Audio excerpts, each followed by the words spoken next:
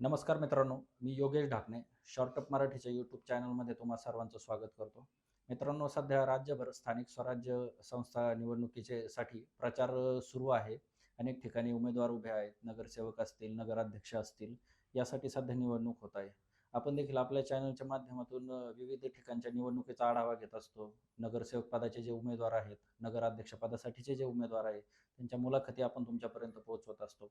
आज देखील आपण पैठण नगर परिषदेच्या निवडणुकीसाठी उभे असलेल्या नगरसेवकांच्या मुलाखती घेण्यासाठी आपण या ठिकाणी आलेलो आहोत. आपल्यासोबत आज आहेत गोपीचंदजी गव्हाणे, जे पैठण नगर परिषदेसाठी प्रभाग क्रमांक 6 मधून काँग्रेसचे अधिकृत उमेदवार म्हणून उभे आहेत. आज आपण त्यांच्याशी चर्चा करणार आहोत. त्यांचं काय व्हिजन असणार आहे, आगामी प्रचारामध्ये काय मुद्दे असणार आहेत, त्यांची निवडणुकीची तयारी कुठपर्यंत असणार आहे, या सर्व गोष्टींचा आज आपण त्यांच्याशी संवाद साधणार आहोत. गोपीचंदजी, तुमचं शॉर्टअप मराठीमध्ये खूप खूप स्वागत आहे. नमस्कार, नमस्कार. धन्यवाद. मी सर्वप्रथम आपल्या यूट्यूब चॅनल शॉर्टअप मराठीचे धन्यवाद देतो. पहिलाच प्रश्न विचारतो, आपला थोडक्यात परिचय द्या. मी गोपीचंद हरिचंद गव्हाणे, पोलीस खात्यामध्ये ASI पदावरून मी सेवानिवृत्त झालो. पोलीस कॉन्स्टेबल म्हणून SRP मध्ये भरती झालो. ओके. SRP मधून 18 वर्ष नोकरी करून नंतर माझी पोलीस दलामध्ये बदली झाली. छत्रपती संभाजीनगर शहर पोलीसमध्ये मी 14 वर्ष सेवा केली. ओके. 14 वर्ष सेवा करून मी 2020 मध्ये एक सेवानिवृत्त झालो. सेवानिवृत्त व्हायच्या आधी, म्हणजे नोकरी लागायच्या आधी, मी एक मासेमारी करायचो. ओके. म्हणजे अतिशय कठीण प्रसंग होते ते, की मासेमारी त्या कालावधीमध्ये माशाला काही महत्व नव्हतं, की जास्त खाणारे पिणारे नव्हते. खूप कष्ट करून जेव्हा मासे मिळायचे आम्हाला, तेव्हा ते जास्तीत जास्त ₹1, ₹1.5 या परिस्थितीमध्ये आहेत. कधी कधी आम्हाला मग त्या पैशाचं आठवडाभर पुरवावं लागायचे. म्हणजे मासे हे म्हणजे शिकार नाहीतर भिकार, असा हा प्रकार होता. साधारणतः किती सालची गोष्ट असेल? मी ही जवळपास 81-82 ते 87 पर्यंत. ओके. मी 8वी पासून मासेमारीचा व्यवसाय करतो, म्हणजे जसं समजतं तेव्हापासूनचा. तर तेव्हा त्या कालावधीमध्ये माशाला किंमत नव्हती. राहणं खाणं याचा तर खूपच दूरचा विषय होता. कधी कधी तर मग अशी परिस्थिती असायची की जे मासे मिळतात तेच मासे भाजून किंवा उकडून आम्ही खायचो. ओके. त्याच्यानंतर एज्युकेशन सुटलं होतं माझं. काही कारण असतात की आई वडील, शेती, घर असं काही नव्हतं आम्हाला. कुठेतरी धरणाच्या कडेला राहायचो आम्ही. धरणाच्या कडेला आज पाल मांडून बसतात तसं आम्ही ते धरणाच्या कडेला बसायचो. आणि जो मासे मिळायचे त्याच्यातून काही जास्त पैसा मिळायचा नाही. आणि कुटुंबाचा उदरनिर्वाह करण्यासाठी त्या पैशाचा वापर व्हायचा. त्याच्यामुळं शिक्षणाला जो लागणारा वेळ, कालावधी, पैसा तो काहीच नव्हता. त्याच्यामुळं अर्धवट शिक्षण सोडून आम्ही आमच्या मामाच्या गावाला निघून गेलो. आमचं दुर्दैव असे की आम्ही ते थोडीफार जी जाळे वगैरे भांडवल जे होतं ते भांडवल आमचं चोरी गेलं. ओके. चोरी गेल्यानंतर मग माझ्याकडे काही साधन नाही राहिलं.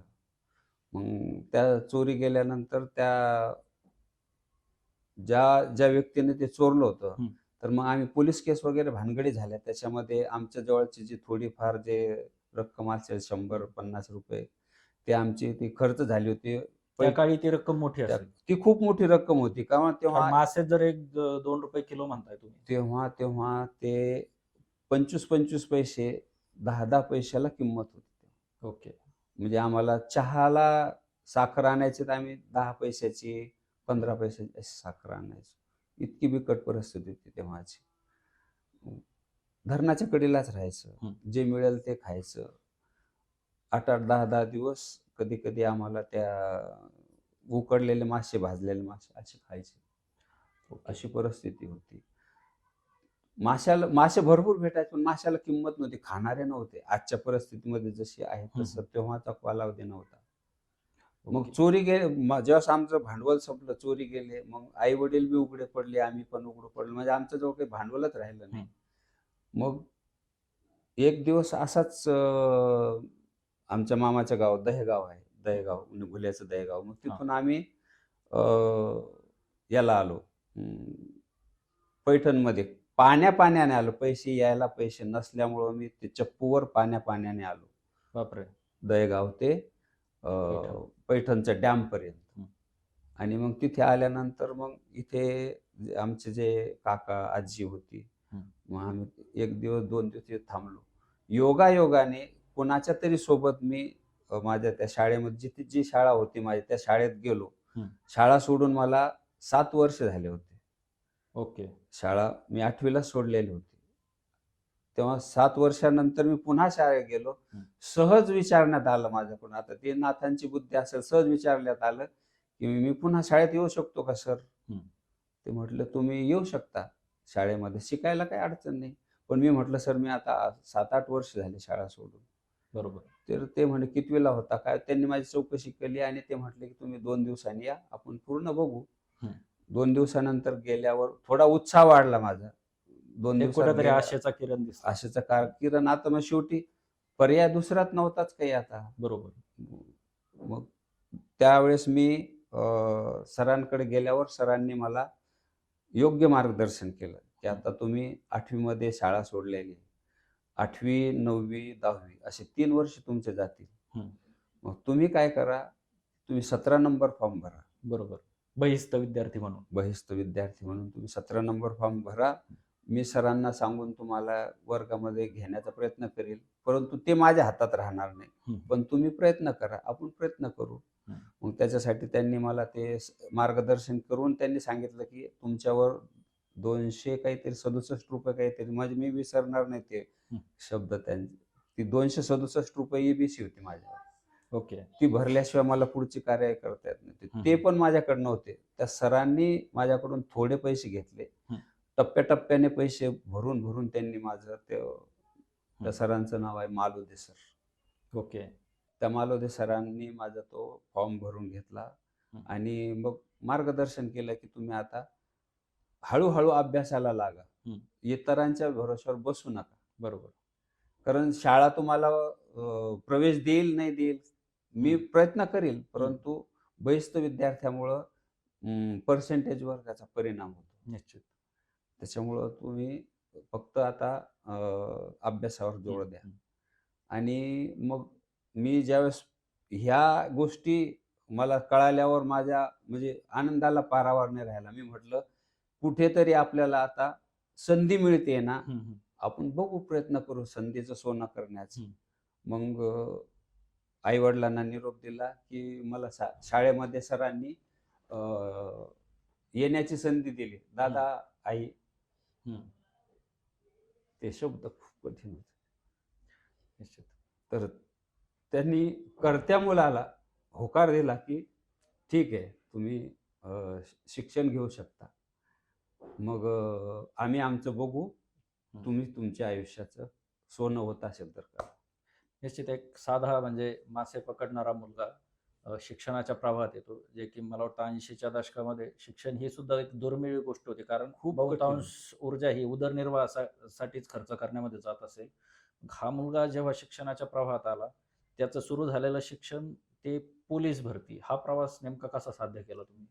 ज्यावेळेस मला 10वीचा फॉर्म भरला, हं. तर अखंड रात्र आणि दिवस हं. मला त्या अक्षर सुद्धा एक शब्द लिहायचो मी. हं. एक शब्द लिहायचो. तर ज्यावेळेस फॉर्म भरला आणि मी अखंड रात्र आणि दिवस 2 तास 4 तास झोपायचो मी फक्त आणि लिहित राहायचो. काही कळत नाही, तर पण ते नवनीत असायचे, ते जे नोट्स असायच्या, हां. त्या नोट्स असं फक्त लिहून काढायचो. कारण हळू बहिस्थ विद्यार्थ्यांना सेल्फ स्टडीज करावा लागतो. पूर्ण स्टडी करावं लागायची. म्हणजे आणि त्यावेळेस मला तर जर मराठी लिहिता येत नव्हतं, तर मग इंग्रजी आणि गणिताचे खूप मोठे प्रश्न निर्माण झाले होते. परंतु त्यांनी मला एकच सांगितलं, तू काहीच करत नको राहू, फक्त तू लिहित राहा, वाचत राहा, लिहित राहा, वाचत राहा.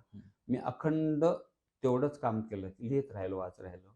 आणि त्यांनी मला त्यांच्या गणिताच्या आणि इंग्रजीच्या ट्युशनमध्ये बसण्याची परवानगी दिली.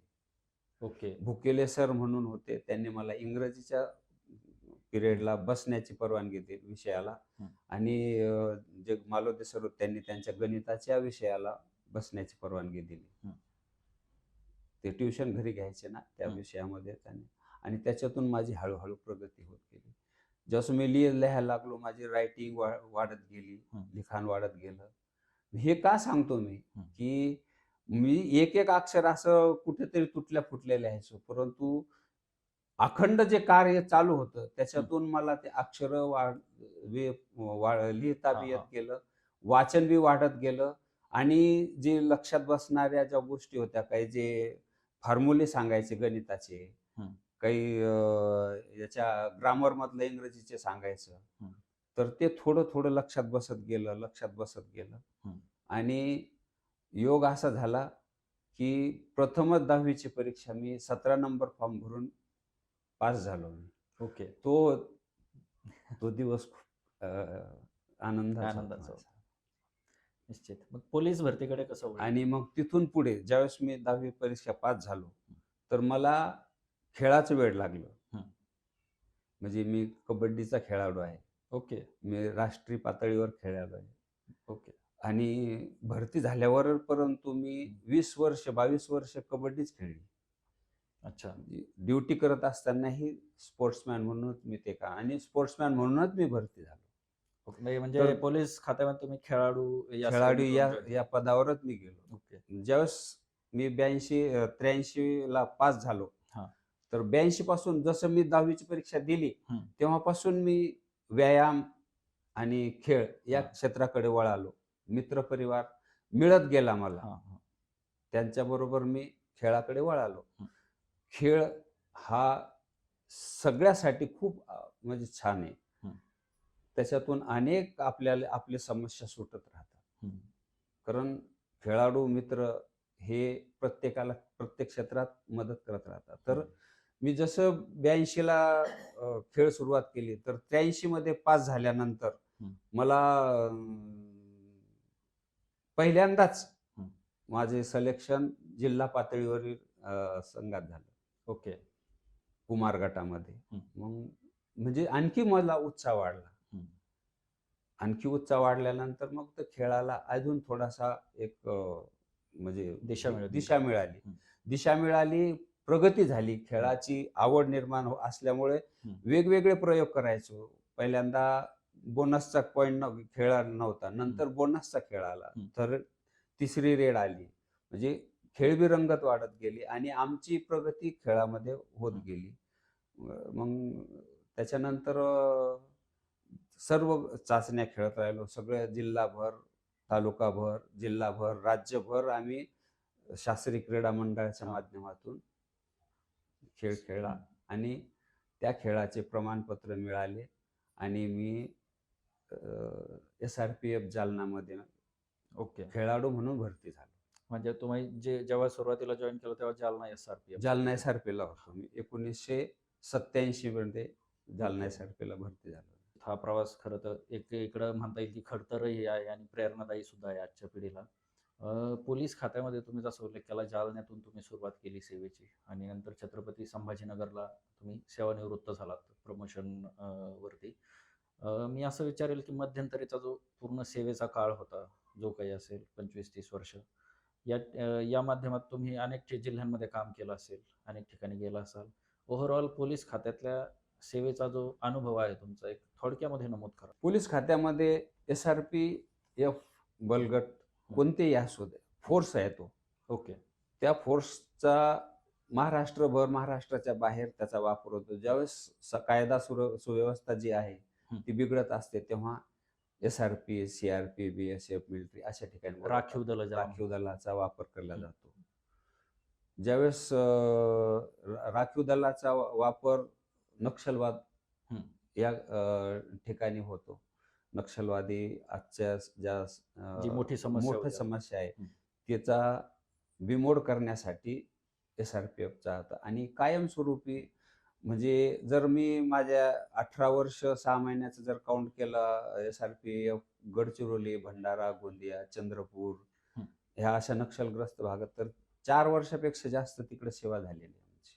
त्या भागातला काही नक्षलग्रस्त वेगळा भागात अनुभव होता उर्वरित महाराष्ट्रापेक्षा वेग नक्षलग्रस्त भागाचा? खूप वेगळा अनुभव आहे तो. ओके. खूप वेगळा आहे तो, की 1980 मध्ये नक्षलवाद चळवळ इतकी फोफावली होती, हं. की तिथे आपण तेव्हा काही सुविधाही नव्हत्या. हो. तर पेट्रोलिंग करत आपल्याला पॉइंट जायचं आणि पॉइंट कसे असायचे तर आमचे भामरागड, हं. भामरागड हा गडचिरोलीपासून अनेक जवळपास 200-250 किलोमीटरचा भाग आहे. ओके. तर त्या ठिकाणी जाण्यासाठी अ, आपल्या ज्या पूर्वीच्या ज्या बस गाड्या होत्या, हं. 5 टनर गाड्या, ओके. तर त्या गाड्याने जायला कधी-कधी 2 दिवस लागायचे आणि अगोदर रोड मोकळा करावा लागायचा. हां. म्हणजे अगोदर पेट्रोलिंग करायची आणि मग पेट्रोलिंग झाल्यावर रोड जर खुला झाला तर मग जावं लागायचं. इतका नक्षलवाद्यांचा प्रभाव होता. बापरे! इकडच्या जिल्ह्यात आणि तिकडच्या जिल्ह्यांमध्ये खूप बदल होता तेव्हा. ओके. हां. नक्षलवाद खूप म्हणजे इतकी भीती होती, हं. की ती भीती कोणाला होती? फक्त पोलीस हं. डिपार्टमेंटला, डिफेन्सला होती. ओके. डिफेन्स जेवढे आहे त्यांना होती. हां. बाकी तेव्हा ते शिक्षकांना, तलाठ्यांना, ग्रामसेवक वगैरे यांच्यावर कधी त्यांचा अत्याचार नसायचा. ओके. पोलिसांवरती फक्त किंवा पोलिसांवरच ज्या फोर्सेस अत्याचार. आहेत त्यांच्यावरती. पोलीस हा अक्षरशः तिथे गेला, की तो परत येईल का नाही याची गॅरंटी नसायची. अगदी इतका म्हणजे तो नक्षलवाद. 4-5 वर्षापूर्वीपर्यंत अशी परिस्थिती होती. म्हणजे आत्ता ही परिस्थिती बदलली. हं. त्याच्यामध्ये तंत्रज्ञानाचा खूप वापर झाला. हं. हं. त्याच्यामुळे शासनाला त्याचा फायदा झाला आणि तिथे जे कर्तव्यदक्ष अधिकारी होते, हं. खूप, खूप म्हणजे मी सुभाष कुमार जयस्वाल साहेबांच्या सारखं त्यांच्यासोबत ओके. आम्ही ड्युट्या केलेल्या आहेत. अच्छा. सर्वात सुरुवात तर खरी नक्षलवाद्यांचा बिमोड करण्यासाठी त्यांनीच केलेली होती. हं. त्यांनी एक स्वतंत्र फोर्स आमच्याबरोबर तयार केला होता. ओके. C60 म्हणून. ओके. तो आमच्यासोबत असायचा. C60 आणि पेट्रोलिंग त्या कालावधीमध्ये पेट्रोलिंग शिवाय पर्याय नव्हता. हं. 30, 40, 35, 50 किलोमीटरपर्यंत दररोजची पेट्रोलिंग करायला लागायची. बापरे! आणि पेट्रोलिंग का करायला लागायची तर आयडी लावून ते रोडने जाणाऱ्या गाड्या उडवून उडवायचे. टाकायचे. बरोबर. स्फोटकं वगैरे पेरायचे. त्यांनी ते स्फोटक पेरलेले असायचे आधीच. हं. मग डिपार्टमेंटची गाडी जर जात असेल आणि हं. त्यांना जर तशी खबर मिळाली, हं. तर त्या रोडवर ते माईन्स लावून बसायचे हं. आणि जंगलामध्ये ते माईन्स गाड्या उडवायच्या हं. आणि त्यांच्यावर फायरिंग करायची आणि जंगलातून पसार व्हायचे. असे अनेक प्रसंग गडचिरोलीमध्ये, हं. भंडाऱ्यामध्ये, गोंदियामध्ये, चंद्रपूरमध्ये घडले. बराच आमचा SRPचे जवानांवर खूप हानी झाली. हं. तेव्हा साधनं नव्हते. आता 2004 पासून हं. तिथे हेलिकॉप्टरची सेवा उपलब्ध झाली. आणि तोपर्यंत ती सुद्धा नव्हती. तोपर्यंत काहीच नव्हतं तिथं. बापरे! मोबाईलचा तर विषयच नव्हता. आम्ही जेव्हा गडचिरोलीला जायचो, हं. त्यावेळेस असं आम्हाला वाटायचं, की आम्ही आता कुठं परत जाऊ शकत नाही. तर आमचा जो पगार वगैरे असायचा, तर हं. आम्हाला आधी लिहून द्यावं लागायचं, की तुम्ही आमचे तेव्हा काही पगार बँकेत नव्हते. हं. हाताने पगार म्हणजे कॅश वाटायची तेव्हा. ओके. तर ती चिठ्ठी पाठवायचो, तर रायटर म्हणून जे बाबूजी असायचे, त्यांच्याकडे चिठ्ठी द्यायची. हं. ती 1 महिन्यानंतर चिठ्ठी आमची घरी पोहोचायची. बापरे! आणि त्यांचाही घरच्यांचा संदेश जर यायचा असेल, तर फक्त पगार पार्टी सोबतच यायचा. हं. हं. तर 1 महिनाभर कोणाशी संपर्क नसायचा, काही नसायचा आणि पेट्रोलिंग अख्खी आणि सर्वात जास्त त्रास व्हायचा तो पावसाळ्यामध्ये. ओके. पावसाळ्यामध्ये पेट्रोलिंगला गेलं का 4-4, 5-5 दिवस आम्ही तिकडंच राहायचो. हं. जेव्हा धर्मराव बाबा आत्राम यांचं हं. किडनॅपिंग झालं, हां. ते 17 दिवस आम्ही खूप कठीण काढले. हं. आम्हाला दिवस जेवण नसायचं. नुसती पेट्रोलिंग. हं. वरिष्ठांचे आदेश यायचे, की इकडच्या बाजूला नक्षलवादी आहेत आणि कदाचित त्यांना तिकडे किडनॅप करून घेतलं असेल, तर तुम्ही तिकडे पेट्रोलिंग करा. हं. तर अक्षरशः महाराष्ट्रातला जो SRP जो बल आहे तो माननीय धर्मराव बाबा आत्राम यांना शोधण्यात गेला होता. ओके. ते खूप कठीण दिवस होते. म्हणजे अंगावरचे कपडे 17 दिवस एकच ड्रेस होता अंगावर. बापरे! ड्रेसच नव्हता. ड्रेसचा वास यायचा, सगळं हं. चिखल झालं होतं. एवढं शोधत राहायचो आम्ही. हं. शोध रात्रंदिवस शोध असायचा, आराम नाहीच.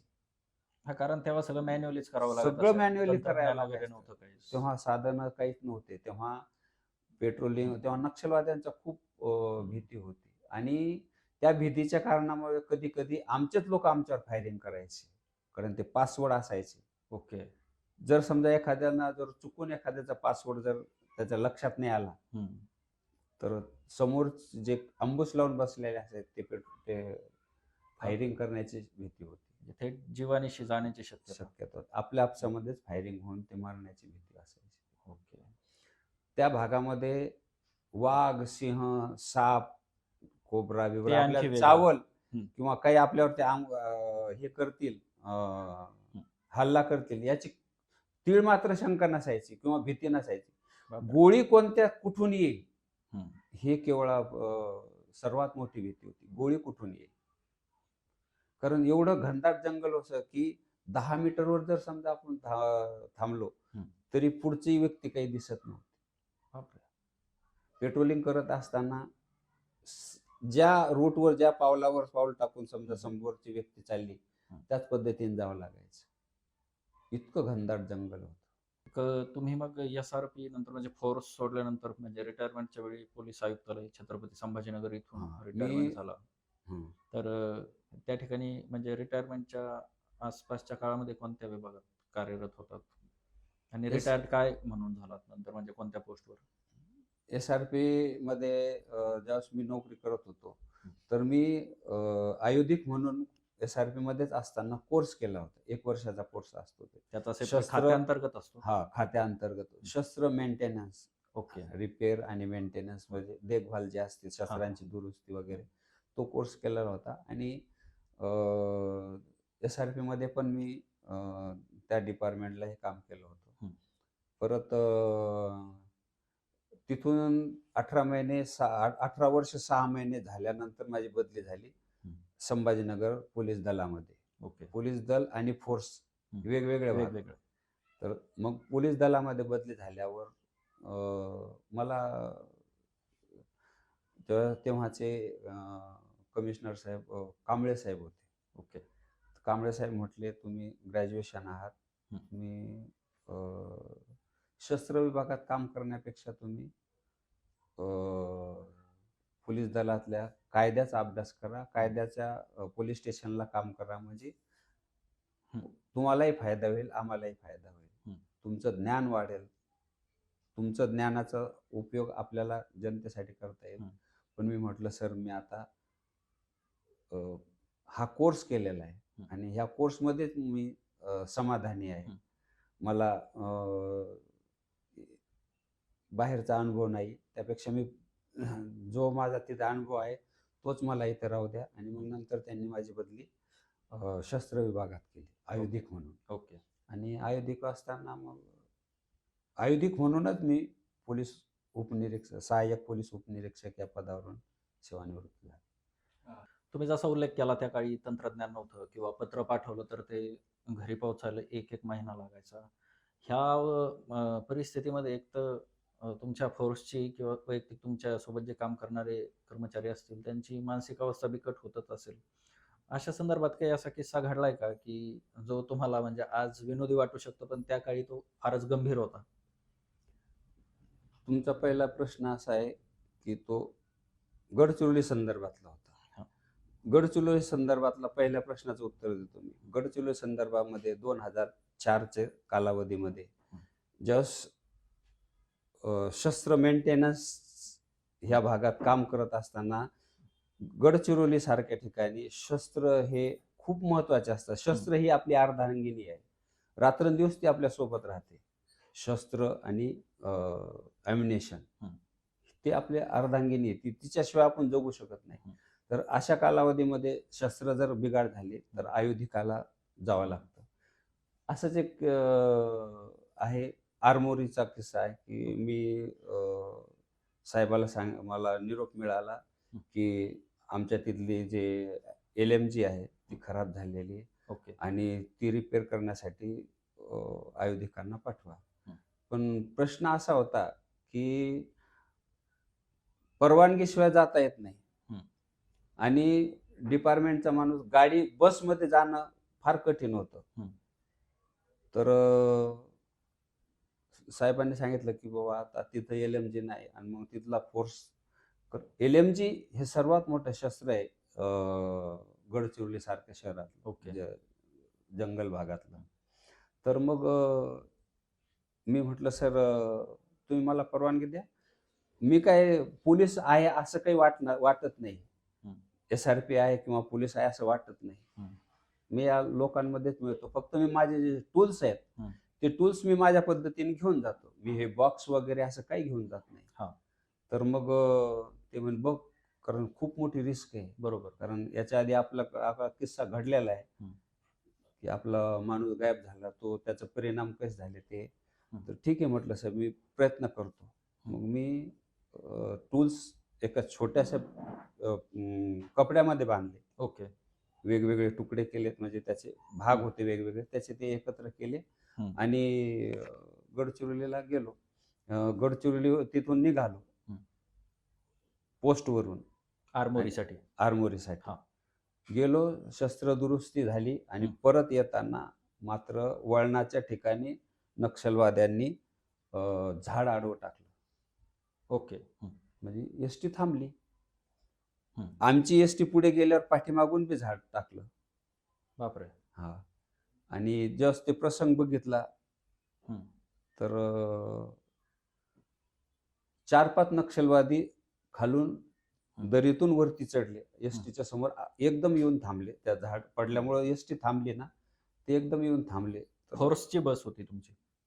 एसटी एसटी हे महामंडळाची एसटी बस. महामंडळ. बरं, बरोबर. एसटी महामंडळ. कारण पोलिसाची गाडी तर हां, मग हां. ते ते अलाउडच नाही हां. होती. मग त्या नक्षलवाद्यांना बघितलं आणि मला थोडंसं म्हणजे घामच फुटला. हं.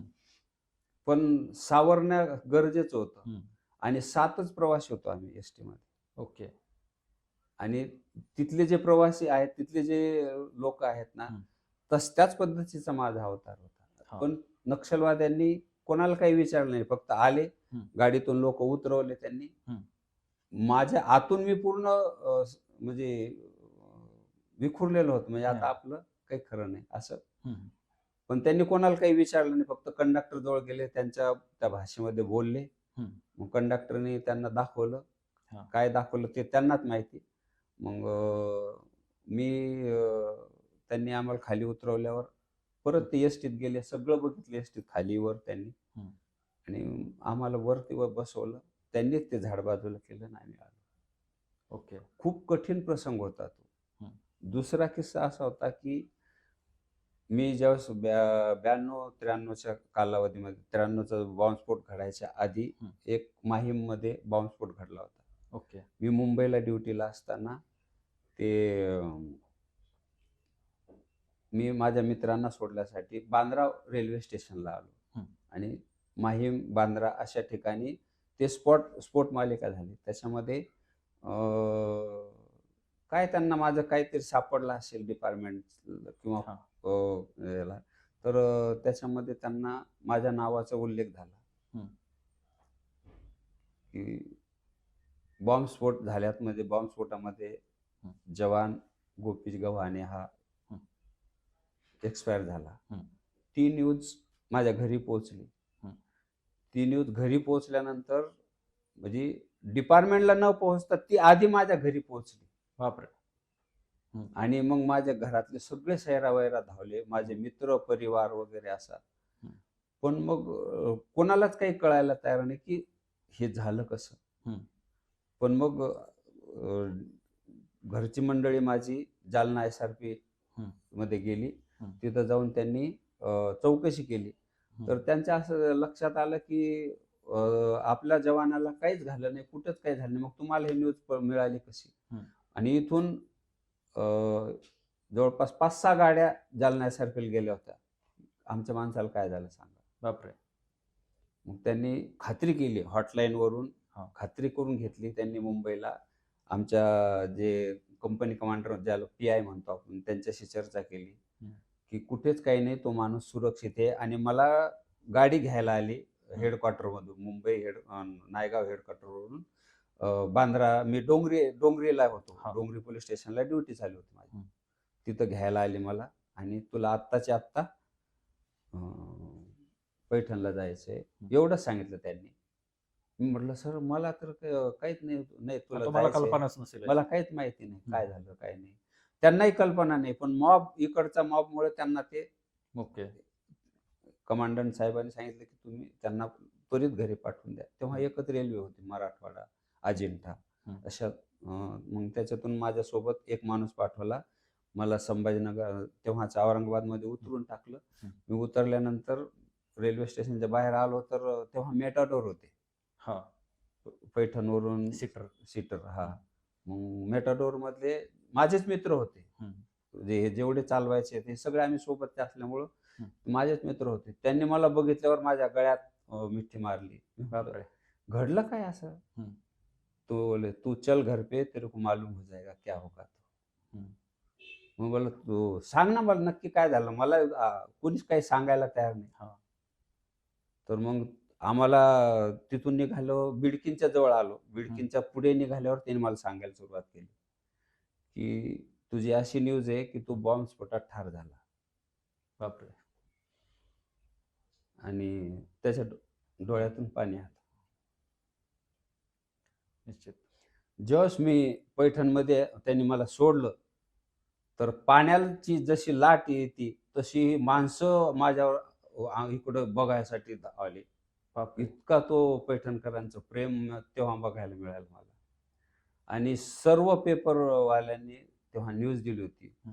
वेगवेगळ्या पद्धती. याची देही, याची डोळा, आपले मरण म्या पाहिले. कुणी दिली होती, बॉम्बस्फोटात ठार झालेला गोपी दुसऱ्या दिवशी जिवंत. म्हणजे अशा विविध पद्धतीने 6-7 पेपरला तेव्हा बातम्या होत्या. मोठी गोष्ट होती. आणि मग मी पोलीस स्टेशनला गेल्यावर पोलीस स्टेशनमध्ये खूप मोठा मॉब होता. हं. तेव्हाच्या साहेबांनी मला बसवलं तिथं आणि मग त्यांनी सगळ्या लोकांना शांत केलं. हं. आणि मॉब म्हणजे इतका खूप समाज म्हणजे ते प्रेमच वेगळं होतं. ते ते दृश्य, ते चित्र आजही मला आणि आज बी सगळे पत्रकार ज्यातले जे काही आज आसोबात आहेत, ते सगळे त्या गोष्टी आज आज पण आठवण करतात.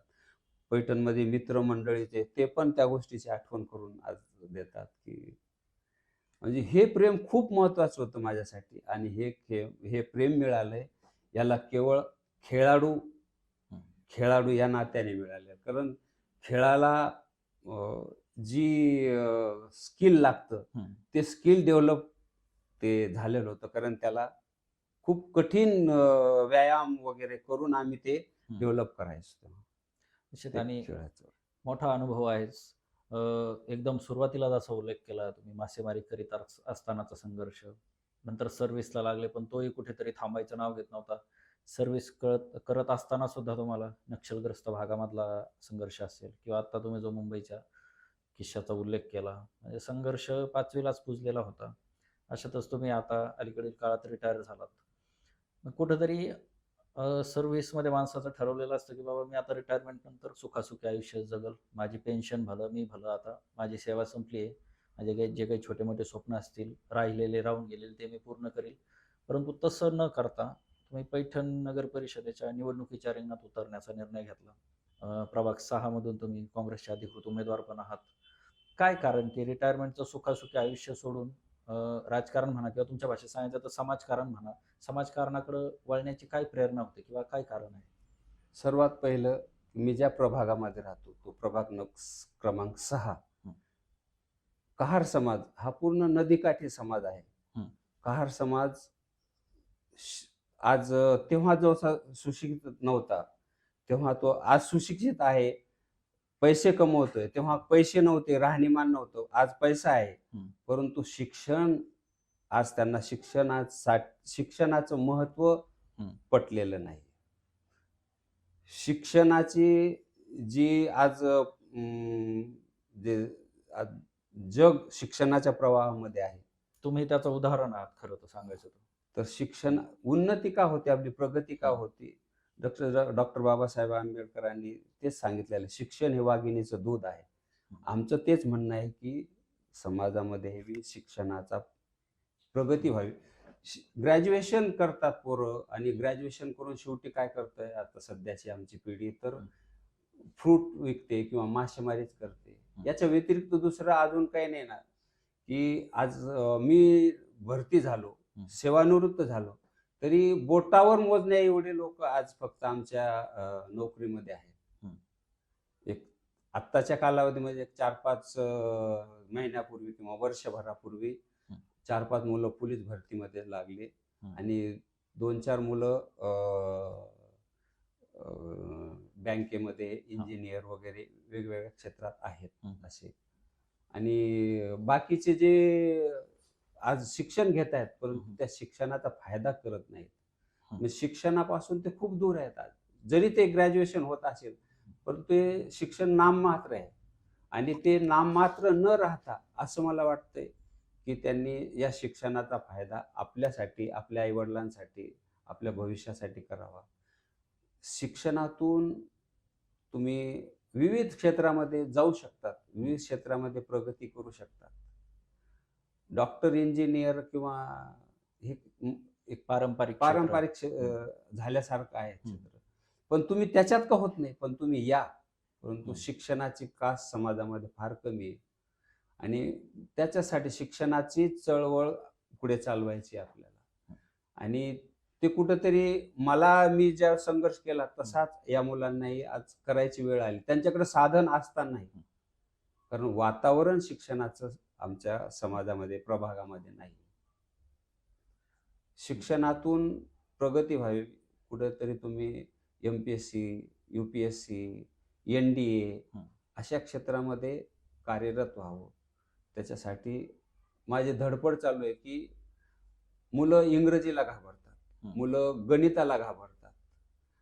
वातावरण तसं नाही. हं, धरणाच्या कडेला पोट भरणारे लोक आहेत.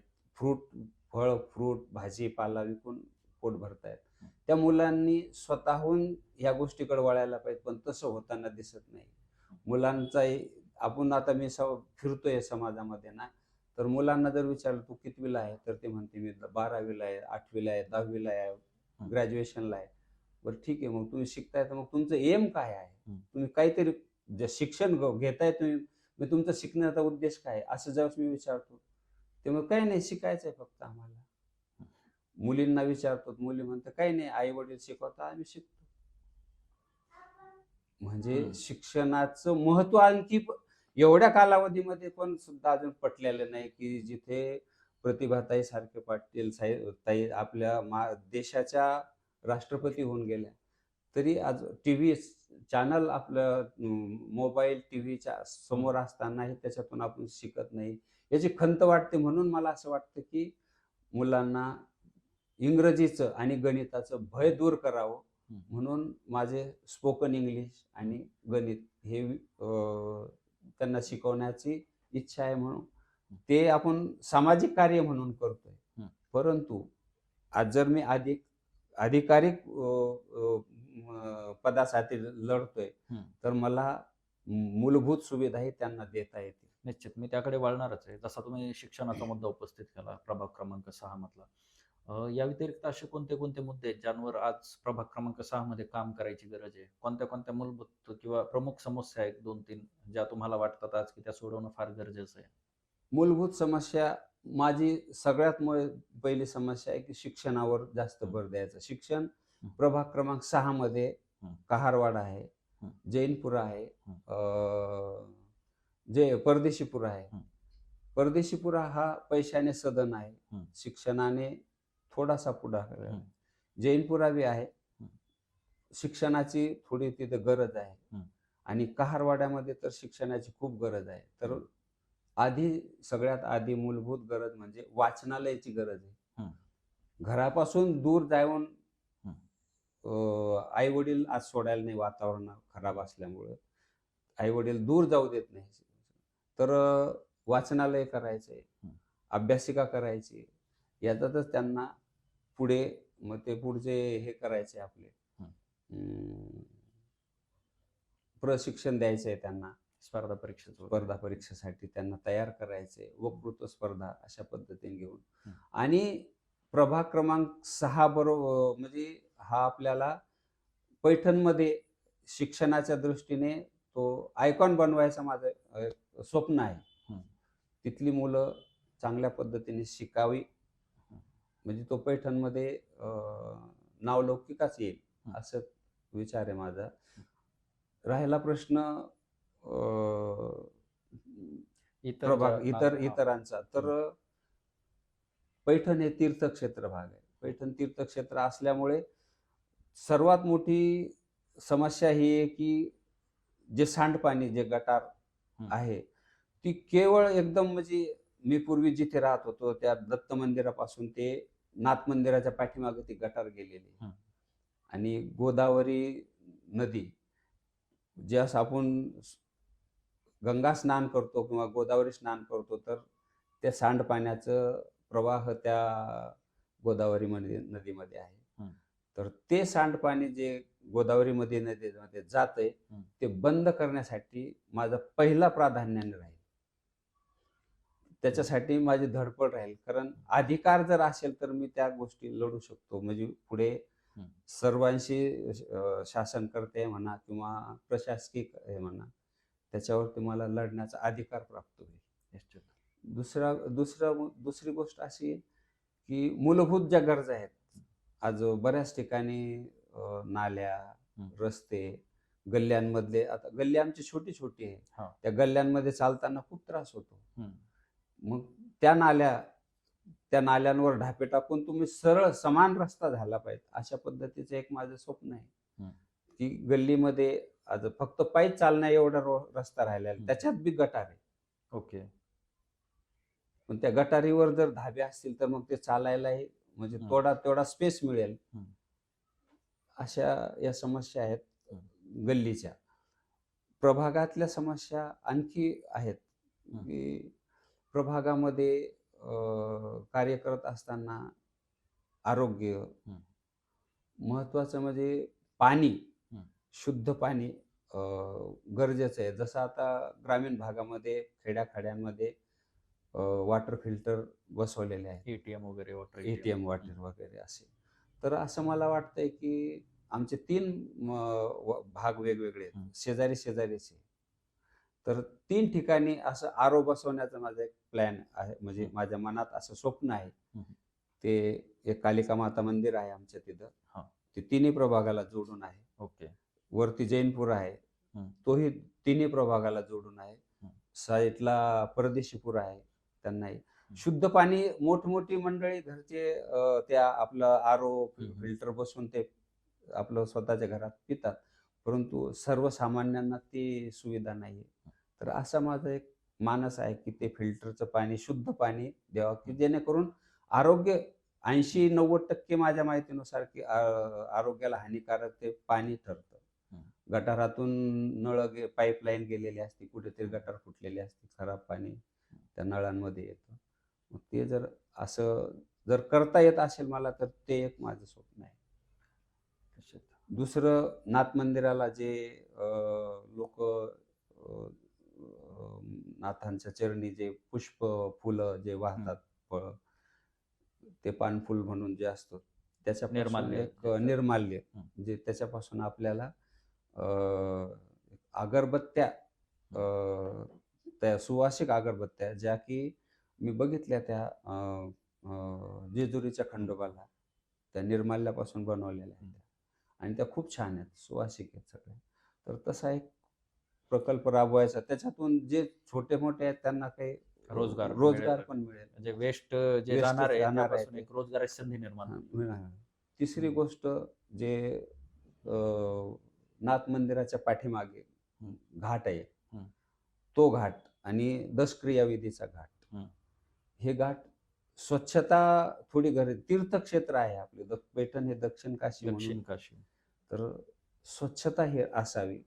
पैठण नगरपालिकेने बी घाट बनवला, परंतु त्याची स्वच्छता, नदी स्वच्छता होत नाही, कोणीतरी काहीतरी आणून टाकतं, रक्षा विसर्जन हा सर्वात मोठा प्रश्न आहे. त्याच्यावर प्रतिबंध लावायचा, त्या घाटाची सुरक्षा करायची, असा माझा एक मानस आहे. घाट म्हणजे स्वच्छता असेल तर मग निश्चित. कारण पैठण शहरातलेच नाही तर राज्यभरातून म्हणण्यापेक्षा देशभरातून कधीतरी विदेशातून सुद्धा लोक दररोज बरोबर आहे. हजारो लोक व्हिजिट करतायत आपल्याकडं. पैठण ही संतांची भूमी, नाथांची भूमी आहे. इथूनच जवळच आपले गाव आहे. ते ज्ञानेश्वर माऊलींचं जन्मस्थान आहे. पैठण प्रसिद्ध धरण आहे. मातीतलं सर्वात मोठं मोठं धरण धरण. पैठणमध्ये आहे. ते बघण्यासाठी खूप पर्यटक येतात. त्याच्या शेजारी ज्ञानेश्वर उद्यान आहे. ज्ञानेश्वर उद्यानामध्ये विविध प्रकारच्या बसवलेले आहेत. वेगवेगळे गार्डन्स, वेगवेगळ्या फुलांचे, वेगवेगळे आकाराचे आणि कारंजे आहेत. पूर्वी खूप पर्यटक यायचे, पण आता ते मध्यंतरी बंद पडलं. पण आता त्याला तेच पूर्वीचं लौकिक प्राप्त व्हायच्या मार्गावर आहे. तर खूप प्रसिद्ध आहे पैठण त्या मानाने. जसा तुम्ही शिक्षणाचा मुद्दा उपस्थित केलात किंवा स्वच्छतेचा मुद्दा असेल, सुशोभीकरणाचा मुद्दा असेल किंवा स्थानिक रोजगाराचा मुद्दा असेल, या व्यतिरिक्त तुम्हाला पैठणमध्ये काय प्रश्न वाटतो सध्या किंवा तुमच्या प्रभाग क्रमांक 6च्या संदर्भात तुम्हाला कोणता मुद्दा अधोरेखित करावा असा वाटतो की जो आज सोडवणं खूप गरजेचं आहे? खूप छान प्रश्न विचारला तुम्ही. सर्वात महत्त्वाचा मुद्दा की प्रभाग क्रमांक 6 ब मध्ये कहार समाज खूप मोठ्या प्रमाणात आहे. हो. आणि कहार समाज हा पारंपरिक उपजीविका ही त्यांची केवळ मासेमारीवर आहे. बरोबर. आणि धरणाचा जो परिसर आहे, त्या परिसरात पूर्ण चहूबाजूने कहार समाज हा केवळ मासेमारी करतो.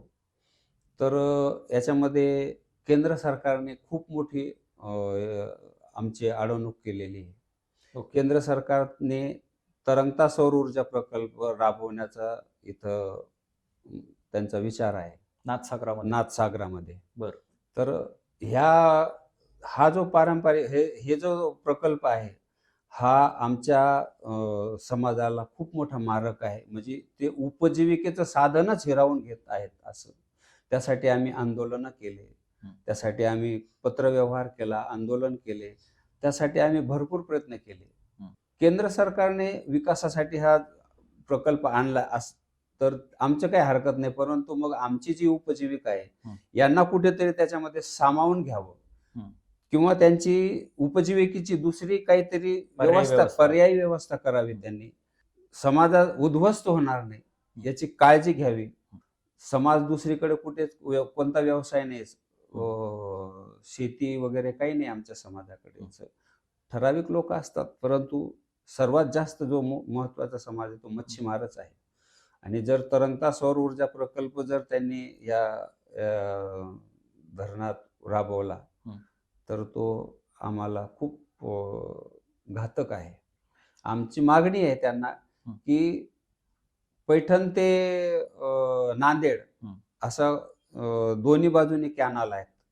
तर त्यांनी तो सौर ऊर्जा प्रकल्प त्या प्रकल्पावर राबवावा अथवा धरणाच्या ज्या भिंती आहेत त्या भिंतीवर खूप मोठं क्षेत्र आहे, त्या धरणाच्या भिंतीवर राबवावा.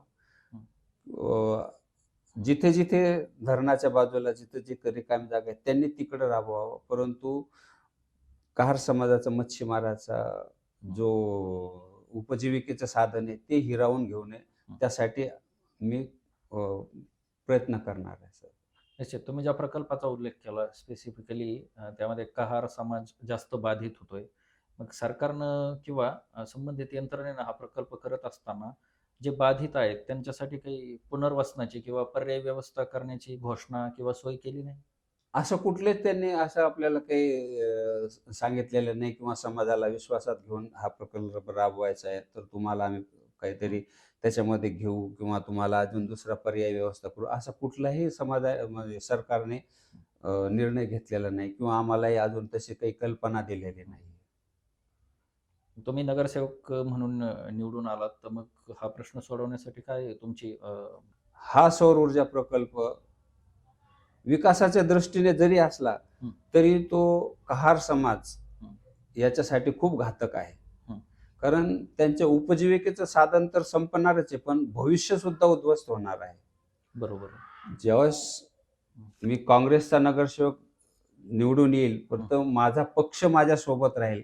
या प्रकल्पाला आपल्याला कसं थांबवता येईल, अथवा जे समाज आहे त्याला दुसरं काहीतरी साधन केंद्र सरकार जेव्हा मिळवून देणार नाही, तोपर्यंत आमचा पक्ष, काँग्रेस पक्ष आणि त्याचे सहयोगी पक्ष हे मिळून ह्या प्रकल्पाला आम्ही विरोध करू. की समाजाची उपजीविका जेव्हा हिरावली जाईल, तर मग समाज जाईल कुठे, काय करेल? कारण समाजाला दुसरं साधन नाही. त्याच्यासाठी जिथे जिथे आपल्याला ज्या ज्या पद्धतीने कायदेशीर लढा देता येईल, राजकीय क्षेत्रातील मंडळीला धरून शासनकर्त्यांबरोबर काहीतरी चर्चा करून हा प्रकल्प थांबवण्याचा मी प्रयत्न करेन. मला असं विचारायचं, आम्ही काही तुमच्या प्रभागातील नागरिकांशी चर्चा केली. त्यातून असं समोर आलं की तुमची लढत आणि समोरचे जे लोक असतील त्यांची लढत ही धनशक्ती विरुद्ध जनशक्ती अशी आहे. तर मी असं म्हणजे प्रश्न थेटच विचारतो की तुम्हाला एवढा जनसंपर्क इथं मानणारा वर्ग आहे आणि कुठंतरी ती लोक तुम्हाला मानतात, तर हा एवढा जनसंपर्क तुम्ही प्रस्थापित कसा केला?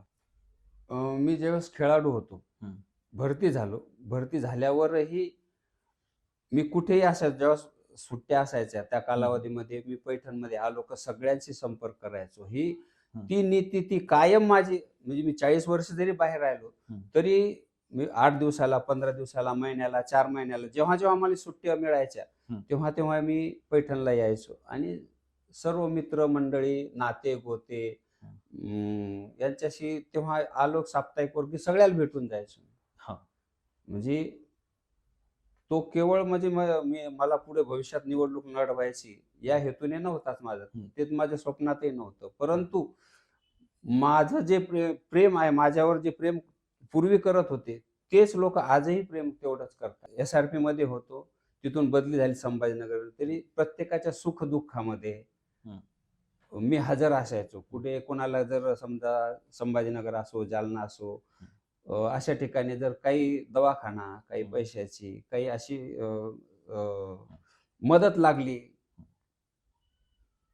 मानसिक जे समाधान माणसाला कधी लागतं, तर गरजेच्या वेळेस जर आपण तिथं जर पोहोचलो तर तो माणूस आपल्याला विसरत नाही. हे मी जाणलं आणि मी त्या मार्गावर मी राहिलो. कारण शिक्षण घेत असताना मला खूप लोकांनी मदत केलेली.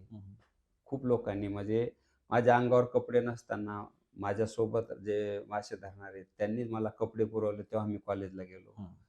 माझ्याकडे खायला नसताना मला खाऊ घालणारे होते. मी ज्यावेळेस व्यायाम करायचो त्यावेळेस मला हॉटेलमध्ये मलाही खाऊ घालायचे माझे गुरु. मग म्हणजे घडवताना मला सगळे असं माझ्या समाजातल्या माझ्या मित्रांचा खूप मोठा वाटा आहे. ते ऋण म्हणून मी आलो की मी त्यांना भेटायचो. त्यांनाही खूप आनंद व्हायचा. आमचे तेव्हाचे सर्वांचे जे एकमेकातले जे नाते होते, कोणत्याही समाजात असू द्या, आम्ही सगळ्यांमध्ये मिक्स होऊन राहिलो आम्ही. आणि तीच नीती तेव्हापासूनची आजपर्यंत ती आजही बदललेली नाही. आणि म्हणून हा जे तुम्हाला असं कोणी जे भेटले असतील, तुम्ही ज्यांच्याशी संपर्क केला असेल, हा त्याचा परिणाम आहे.